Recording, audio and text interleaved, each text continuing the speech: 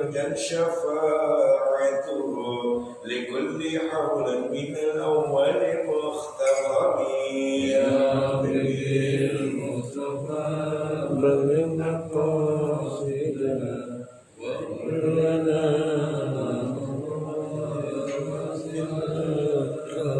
مولاي صل وسلم دائما أبدا على النبي وعلى البيت كلهم يا رب بالمصطفى بلغ مقاصدنا واغفر لنا الخطايا واشفعك اللهم صل وسلم وبارك عليه وعلى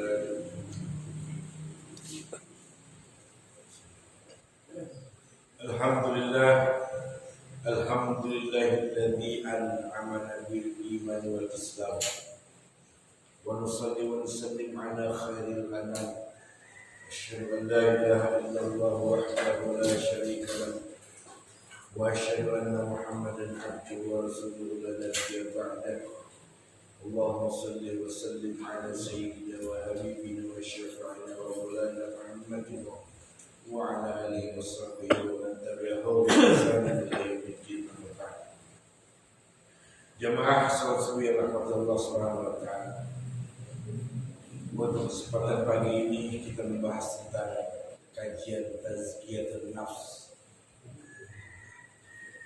yang temanya akibat nafsu yang mengalahkan akal. Temanya akibat nafsu yang mengalahkan akal.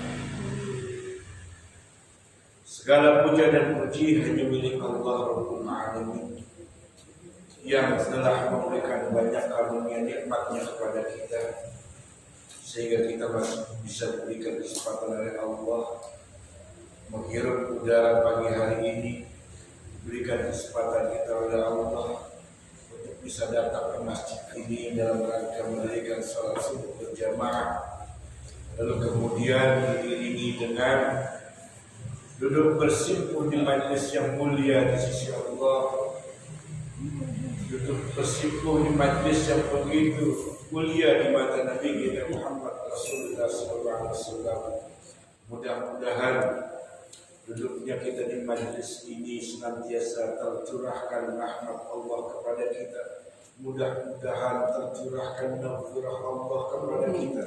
Mudah-mudahan tercurahkannya oleh Allah keberkahan-keberkahan yang diberikan kepada kita, sehingga kita bisa menjalankan hidup ini dalam ketaatannya kepada Allah di atas tuntunan sunnah Nabi kita Muhammad SAW. Salawat beserta salam semoga tetap selalu tercurahkan kepada Nabi kita Muhammad SAW beserta keluarganya, para sahabat dan juga para pengikutnya. Insyaallah kita bagian dari umatnya yang telah mendapatkan syafaat dalam husna yaumil qiyamah. Amin ya rabbal alamin. Ikhwatul iman, salah satu sifat dari penduduk surga adalah apabila kita mampu menahan dan melawan hawa nafsunya. Sebab yang namanya hawa nafsu selalu mengajak dan menyuruh kepada kita untuk melakukan hal-hal yang buruk. Contoh seperti pagi ini, bagi mereka orang-orang yang enggak mau bangun salat subuh, mereka dengar azan subuh, mereka udah bangun dari tidurnya untuk mendirikan salat subuh harusnya, tapi karena nafsunya yang mengalahkan akalnya, dia pindah tempat tidur lagi. Itu orang-orang yang seperti itu berarti akal sehatnya dikalahkan oleh nafsunya, dan dia menjadi hamba dari nafsunya.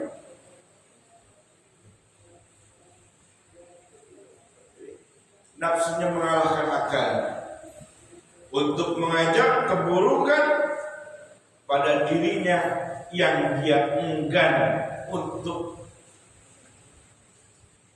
mendirikan sholat subuh sebagaimana yang diperintahkan oleh Allah Subhanahu wa taala. Sebenarnya hawa nafsu tahu tentang perbuatan yang baik dan perbuatan yang buruk, tahu hawa nafsu itu. Dan akal kita pun juga mengerti, tahu mana yang baik dan mana yang buruk. Tapi karena nafsu itu condongnya kepada yang buruk, apalagi kalau sudah ditambah dengan bisikan syaitan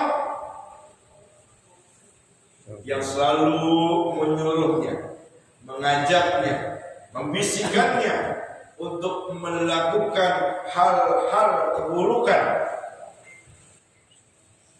maka nafsunya itu akan lebih kuat lagi untuk mengalahkan akal. Allah Subhanahu wa taala menyatakan dalam Al-Qur'an, wa nafsu wa masawwaha, demi nafsu yang telah sempurna penciptaannya oleh Allah Subhanahu wa taala. Nafsu itu diciptakan dengan sempurna,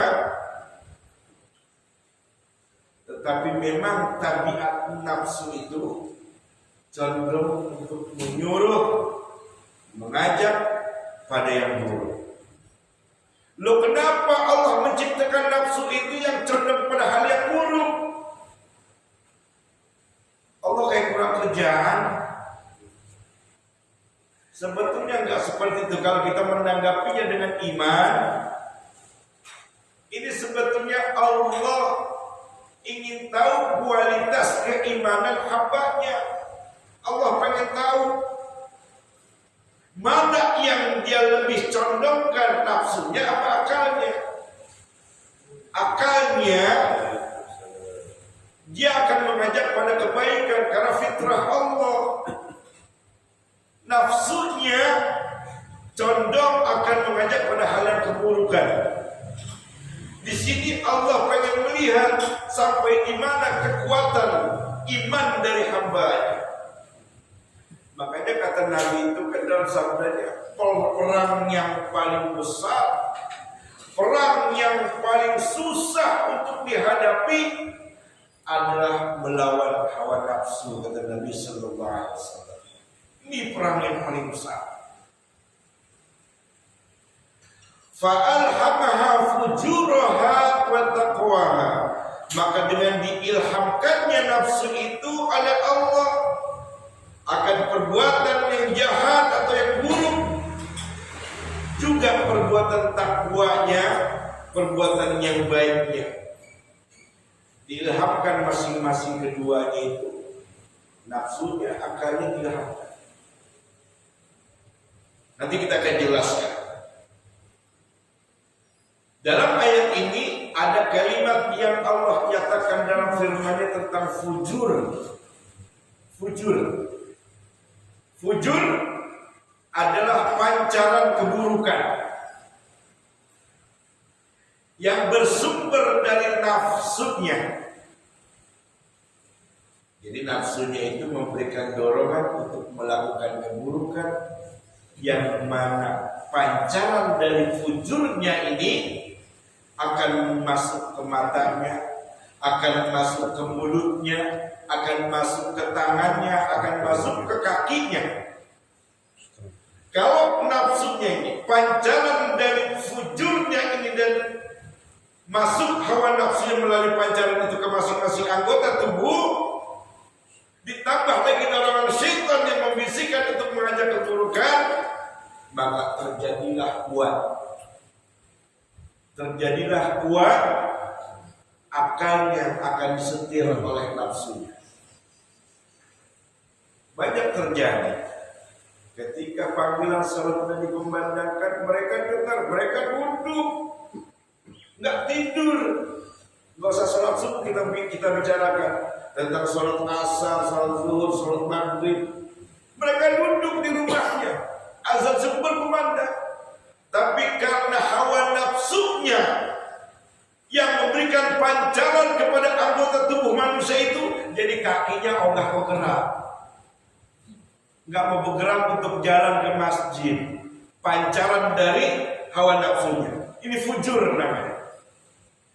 Lalu tangannya yang suka korupsi, yang suka nyolong, yang suka ngambil barang orang, itu pancaran dari hawa nafsunya yang berupa fujur. Matanya yang suka melihat kemaksiatan, itu pancaran dari hawa nafsu yang dinamakan fujur. Jadi fujur ini adalah pancaran keburukan yang bersumber dari hawa nafsunya. Kalau akalnya kalah dengan itu, maka akalnya akan disetir oleh hawa nafsunya. Matanya tidak mampu untuk melihat kebaikan, tangannya tidak mampu untuk melakukan kebaikan, kakinya tidak lagi mampu untuk melakukan kebaikan. Karena apa? Karena hawa nafsunya telah menggerogoti dirinya, dan si manusia itu sudah menjadi budak hawa nafsunya. Nanti kita akan lihat apa yang terjadi bagi mereka, orang-orang yang selalu mengikuti hawa nafsunya kelak di yaumil qiyamah. Akan kita bahas. Ketika hawa nafsunya memerintahkan untuk berdusta,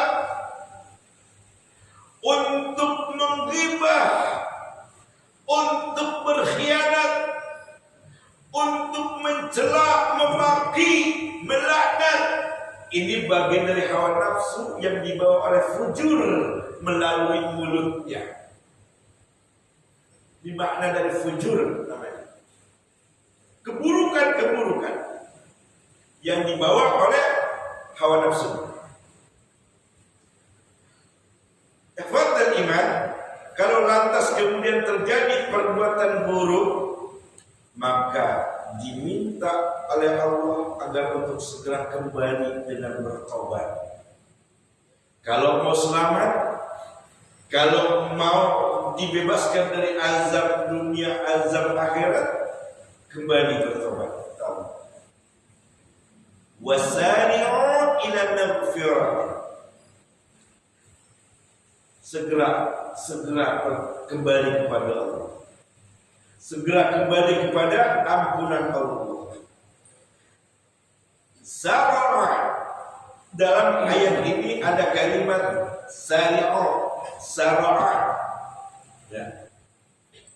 Ada juga kata sa'a.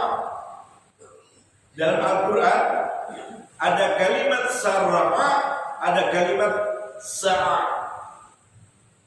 Sara'a adalah mengerjakan sesuatu yang dengan cepat, bersegera dia, nggak lagi mikir-mikir.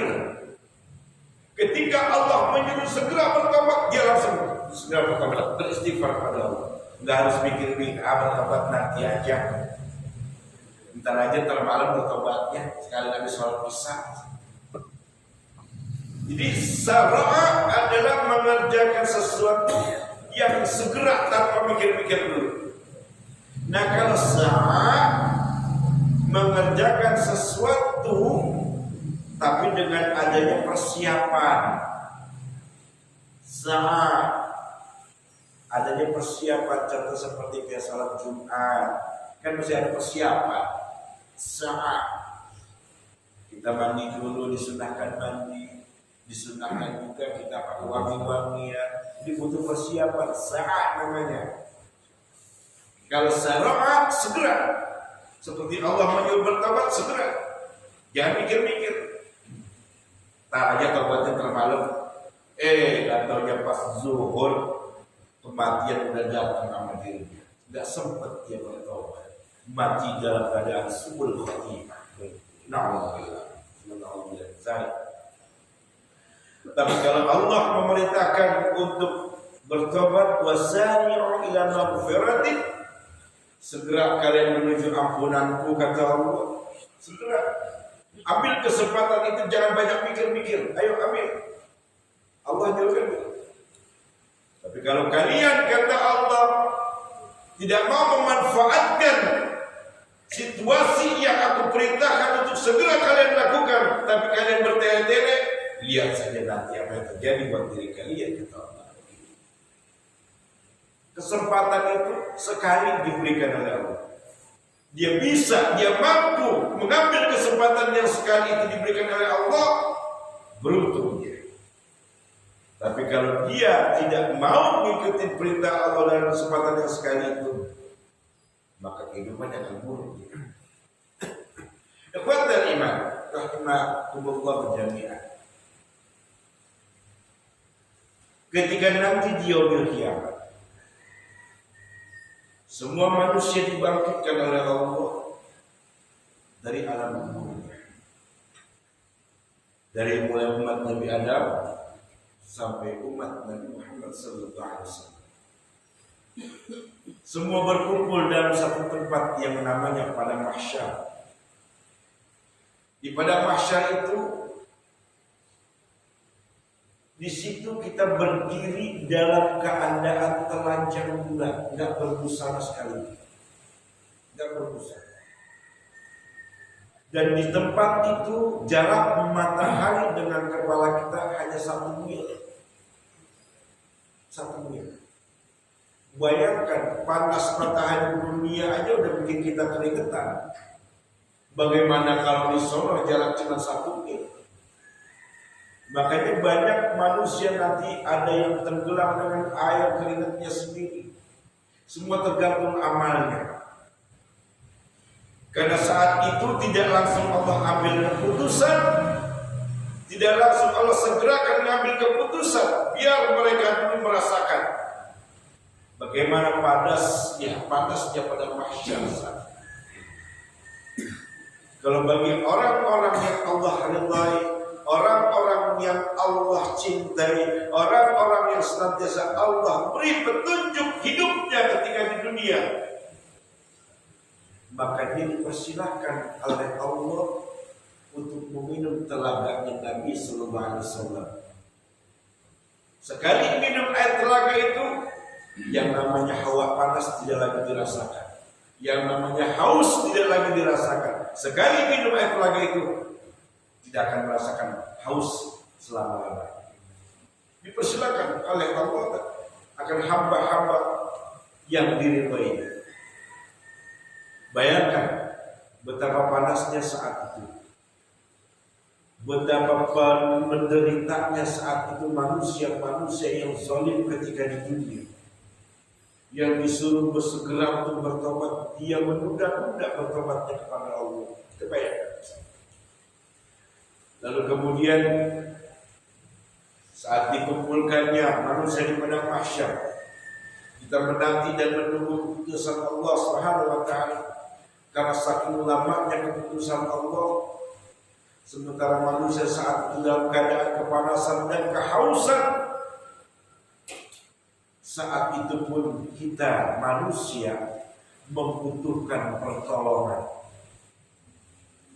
Kita butuh pertolongan. Berbondong-bondong manusia datang kepada Nabi Adam, kepada Nabi Nuh, kepada Nabi Musa, kepada Nabi Ibrahim, kepada Nabi Isa. Tapi di antara para nabi dan para rasul itu tidak bisa memberikan syafaat, karena mereka masing-masing memiliki tanggung jawab di hadapan Allah. Mereka punya beban dosa kepada Allah Subhanahu wa taala. Ketika Isa didatangi oleh segerombolan manusia, Isa hanya mengatakan, wahai kalian, datanglah kepada umat, kepada Muhammad, ya, penutup para nabi, penutup para rasul. Kalian datanglah kepadanya, minta kepadanya. Lalu datang berbondong-bondong manusia kepada Nabi kita Muhammad SAW. Dari umat Nabi Adam sampai umat Nabi Muhammad berbondong-bondong datang kepada Nabi untuk meminta syafaat.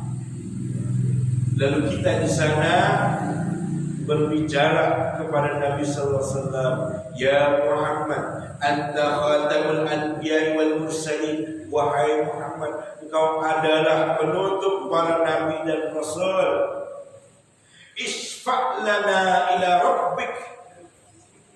Tolonglah kami, mintalah syafaat kepada Rabbmu.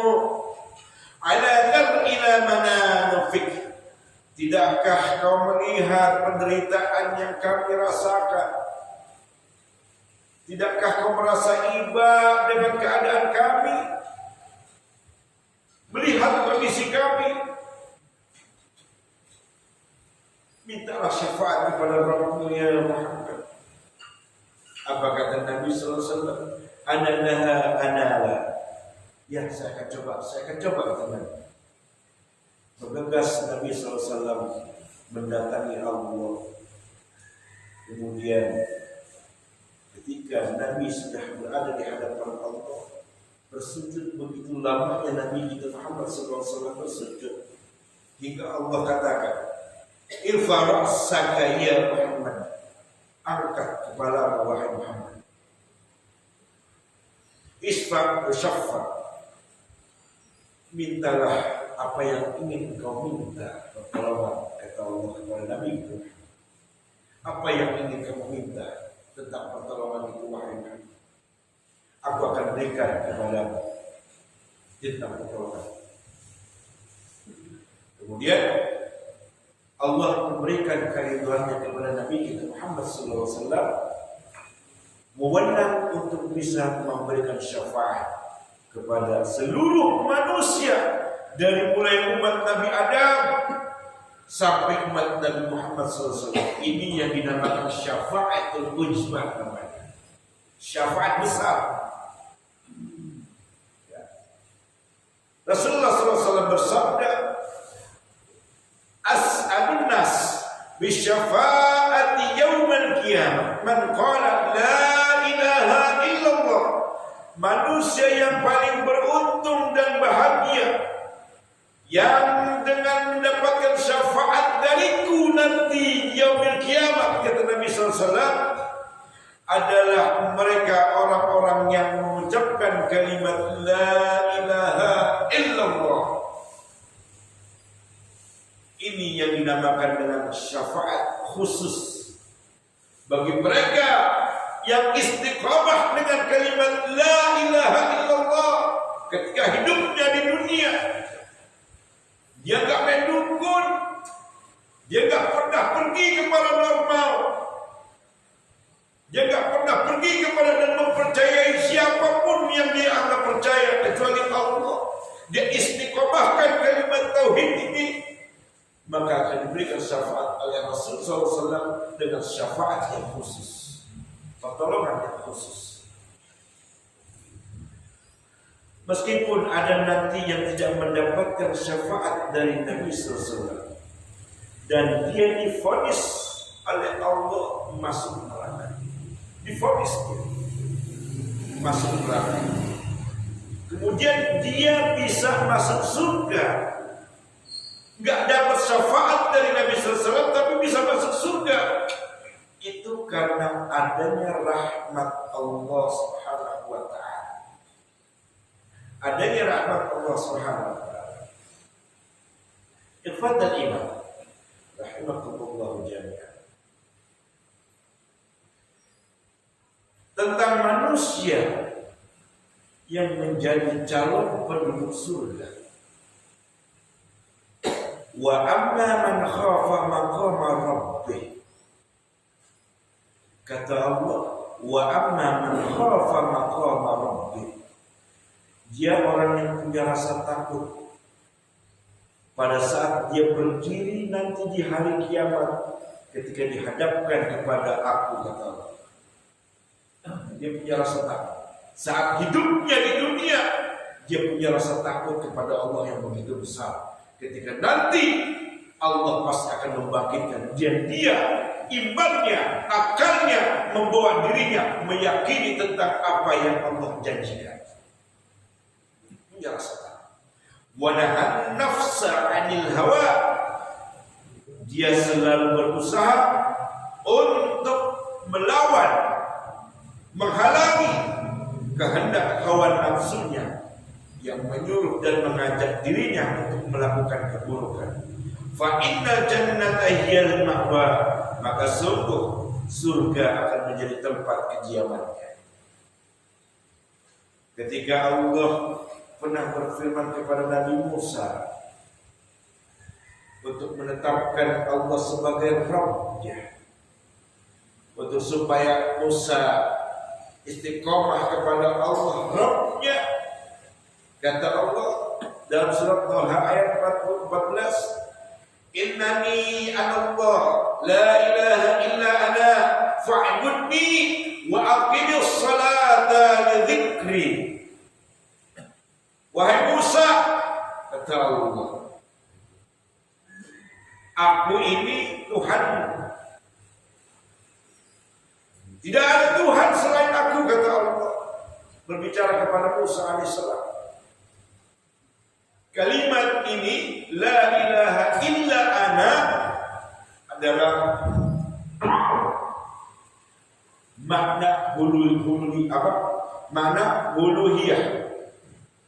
La ilaha illa ana, makna dari uluhiyah, tentang ketuhanan Allah, bahwasanya ada satu Tuhan yang menciptakan langit dan bumi ini, yaitu Allah. Membicarakan hal ini kepada Nabi Musa. Kemudian ilah itu menunjuk pada ubudiyah. Fa'budni, kata Allah, fa'budni. Ini mengajak kepada ubudiyah. Kalau kita sudah tahu Allah itu Tuhan kita, yang menciptakan kita, yang memberi kehidupan pada kita, kita sudah tahu, maka kita mesti berkomitmen untuk menyembahnya. Harus punya rasa komitmen untuk menyembahnya. Orang yang mengatakan asyhadu alla ilaha illallah tidak cukup dengan mengatakan kalimat itu saja. Ini banyak terjadi, kalimat ini diucapkan ketika pernikahan. Ucap ini kalimat ini. Asyhadu an la ilaha illallah wa asyhadu anna Muhammadar Rasulullah. Ucapin. Tapi giliran zuhurnya enggak sholat pengantin. Enggak sholat pengantin. Asalnya lewat enggak sholat juga. Maghribnya lewat lagi enggak sholat juga. Na'udzubillah wa na'udzubillah min dzalik. Mempermainkan kalimat ini. Ikhwatul iman, rahimakumullah jami'an. Kalau ada orang yang bersyahadat kemudian mengaku seorang muslimah, tapi dia nggak mau sholat, malas sholat, selalu ngikutin hawa nafsunya, ya, ini menunjukkan adanya kekeliruan dan kesalahan pada syahadat yang diucapkan ini. Ada kekeliruan dan kesalahan pada syahadat yang diucapkan ini. Lalu ada yang tidak beres terhadap iman dan akalnya. Karena nama Allah tidak sekedar menunjuk pada aspek ketuhanannya, tetapi juga ubudiyahnya, pembuktian penyembahan kepada Allah Subhanahu wa taala.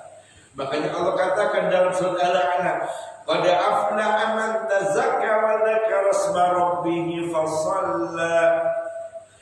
Beruntung dia, sungguh beruntung dirinya saat di jiwanya selalu mengingat diriku, mengingat Tuhannya, lalu dia bergegas untuk mendirikan sholat.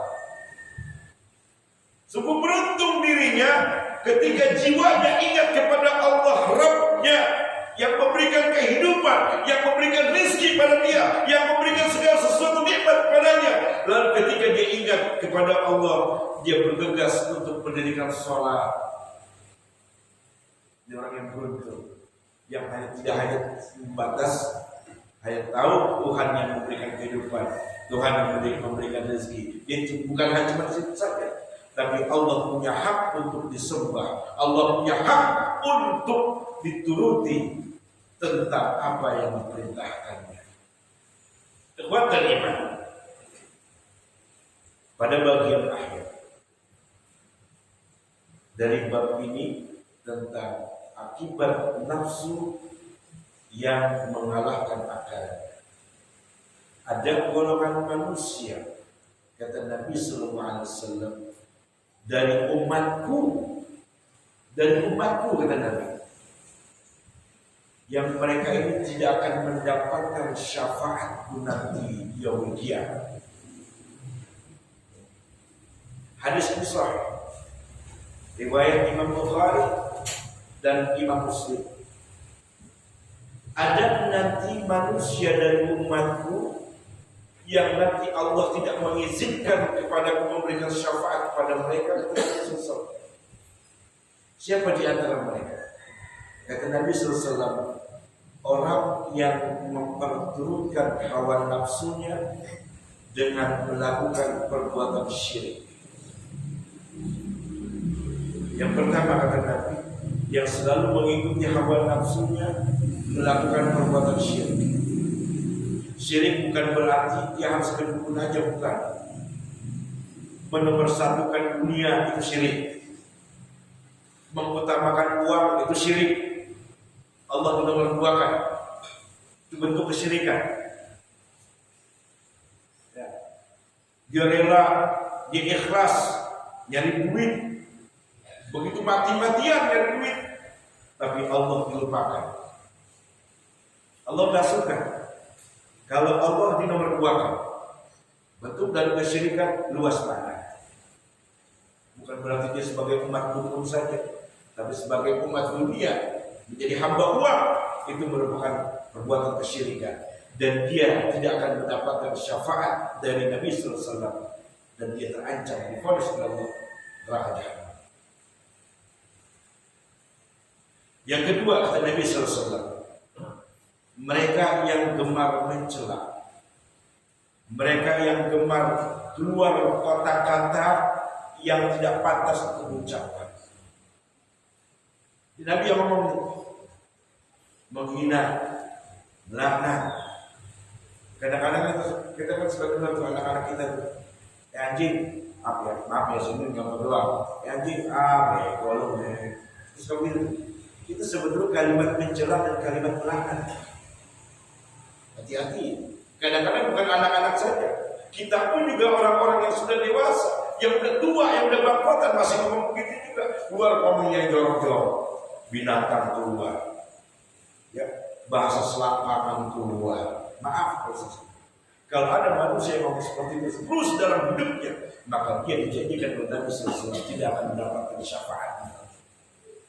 Tidak akan mendapatkan syafaat. Yang ketiga kata Nabi sallallahu alaihi wasallam, para pemimpin yang saleh.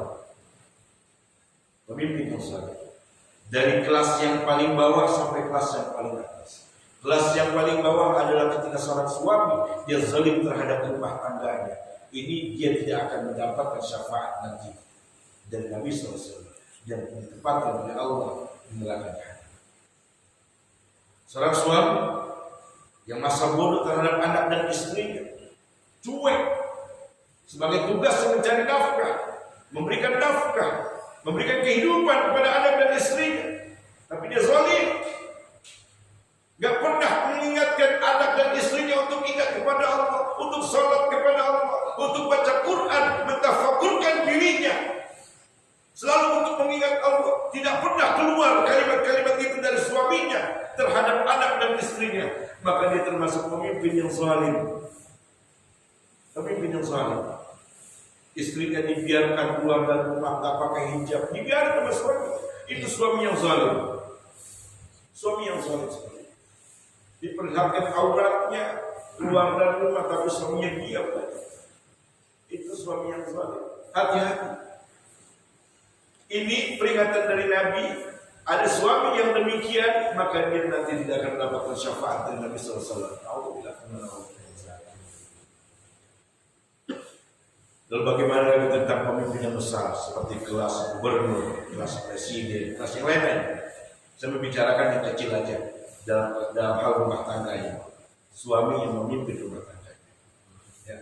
Lalu yang keempat, mereka yang melakukan kemaksiatan dan keburukan sampai melampaui batas. Ya. Apa yang terjadi sekarang di medsos? Ya. Mereka yang melakukan itu, keburukan sampai keburukan itu melampaui batas. Banyak terjadi pembunuhan, banyak terjadi kematian akibat ulah dia, akibat gara-gara dia, akibat keserakahannya. Terjadi kejadian-kejadian yang melampaui batas, membuat kerusakan di atas muka bumi ini. Maka Allah bilang kepada Muhammad, Muhammad jangan kau berikan syafaat padanya. Aku akan tempatkan dia ke dalam neraka jahanam. Na'udzubillah. Wa ta'liman rahmatullah jami'an. Yang kelima, orang yang tidak meyakini akan adanya syafaat Nabi sallallahu alaihi wasallam. Dia enggak yakin. Enggak yakin kalau Nabi nanti bisa memberi syafaat. Ya. Kata Nabi sallallahu alaihi wasallam, "Man kadzdzaba bisyafa'ati falaysa lahu fihi nafsun." Orang yang mendustakan syafaatku, justru dirinya tidak akan mendapatkan syafaat dariku, kata Nabi sallallahu alaihi wasallam. Sudah berusaha dulu dia mengatakan Nabi sallallahu alaihi wasallam. Dan yang terakhir, orang yang tidak akan dapat syafaat dari Nabi sallallahu alaihi wasallam, bahkan Allah murka banget pada dirinya. Kelompok siapa ini? Orang yang ketika di dunia mereka beragama tapi keluar dari tuntunan ajaran Nabi sallallahu alaihi wasallam. Mereka beragama, mereka sholat, tapi sholatnya itu keluar dari apa yang diajarkan Nabi sallallahu alaihi wasallam, semaunya. Kita lihat ada sholat sambil joget-joget, ya, sholat joget-joget. Padahal Nabi nggak mengajarkan demikian. Terus lagi ada juga mereka yang pergi haji tapi bukan ke Mekah, ke Karbala, daerah Irak sana. Begitu kalau mereka sholat, ini orang Syiah. Kalau mereka sholat itu selalu bawa tanah, masing-masing punya tanah. Tanah yang dia bawa masing-masing untuk tempat sujud. Kalau kita bahasa kita sajadah, bahasa kita bilang sajadah. Tapi dia pakai tanah yang dicetak dari Karbala itu buat tempat sujud dia. Ini kan udah berlebih-lebihan, keluar dari hukum Nabi SAW, apa yang diajarkan Nabi SAW. Keluar. Mereka beragama, tapi keluar dari ajaran Nabi SAW. Ini Allah murka pada orang-orang demikian. Lalu apalagi? Banyak terjadi. Yang kita tidak bisa sebutkan satu persatu. Kita lihat dalam kehidupan ini sudah banyak terjadi. Aneh-aneh orang ibadah.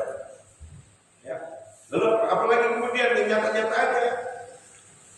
Orang tidak boleh bersalaman saat ini. Ini sudah keluar dari sunnah Nabi. Ya, dilarang bersalaman. Padahal bersalaman itu adalah untuk menggugurkan dosa. Bagian dari sunnah Nabi SAW. Terus apa lagi? Disuruh renggang-renggang sholatnya. Nah itu orang-orang yang demikian yang memerintahkan itu nanti akan diancam sama Allah, nggak dikasih syafaat dari Nabi, bahkan dijeblosin dia ke neraka jahanam. Lalu kemudian di bagian terakhirnya, ketika manusia disuruh minum sama Allah dan Nabi Sallallahu Alaihi Wasallam, ada kelompok manusia ketika dia mendatang di kelompok manusia datang dihalang oleh malaikat, tidak boleh minum air telaga Nabi SAW. Padahal dia umat Nabi Sallallahu Alaihi Wasallam. Ya. Apa?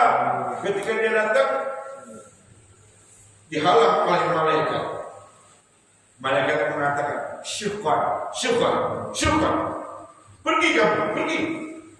Kata Nabi kita, wahai malaikat, mereka itu umatku, biarkan mereka minum air telagaku, kata Nabi kita Muhammad SAW. Ya. Lalu kata Nabi, ya Allah, biarkanlah mereka meminum air telagaku, mereka itu umatku, ya Allah. Apa Allah jawab atas apa yang diucapkan oleh Nabi kita? Allah menjawab, ya Muhammad, innaka la tadri ma ahdatsu ba'daka, innahum baddalu wa ghayru. Wahai Muhammad, engkau tidak tahu apa yang terjadi setelah engkau pergi meninggalkan mereka. Mereka itu orang-orang yang sudah merubah ajaranmu dan berubah petunjukmu. Mereka beragama tapi di luar ajaran dan tuntunan. Gak boleh minum air telaga Nabi, diusir sama malaikat. Tadi bagian terakhir, orang yang ketika di dunia mereka tidak, dia beragama tapi di luar ajaran Nabi SAW. Mereka inilah orang-orang yang dibenci oleh Allah Subhanahu. Jadi yang pertama melakukan kesyirikan umum sifatnya, menjadi hamba uang, menjadi hamba dunia, itu syirik. Ini yang dijanjikan oleh Allah dan Rasul tidak mendapatkan pertolongan. Ya. Yang kedua tadi adalah orang yang gemar mencela, menghina, memaki, melaknat. Itu adalah orang-orang yang tidak akan mendapatkan syafaat dari Nabi SAW. Yang kemudian pemimpin yang zalim, yang kemudian orang yang melakukan kemaksiatan sampai hingga melampaui batas pengakuannya, ya. Yang kemudian orang yang tidak meyakini akan adanya syafaat Nabi, dan yang terakhir tadi adalah orang-orang yang beragama tapi di luar tuntunan yang diajarkan oleh Nabi SAW. Semua dewe beribadahnya, sekarang ke dewe kata Rasulullah bilang. Jadi semuanya enggak mau membawa dirinya masing-masing, enggak lagi memperhatikan apa yang disunnahkan dan diajarkan oleh Nabi Muhammad Sallallahu Alaihi Wasallam. Ini saja yang bisa Al-Fakir sampaikan. Mudah-mudahan ini bermanfaat bagi kita, umumnya buat kita semua dan khususnya untuk Al-Fakir yang menyampaikan ya. Sekali lagi apabila masih banyak kesalahan kekeliruan dan kekhilafan, Al-Fakir mohon ampun kepada Allah Subhanahu wa taala, dan Al-Fakir mohon membukakan maaf yang sebesar-besarnya. Subhanaka asyhadu an la ilaha illa anta astaghfiruka wa atubu ilaik. Wassalamu alaikum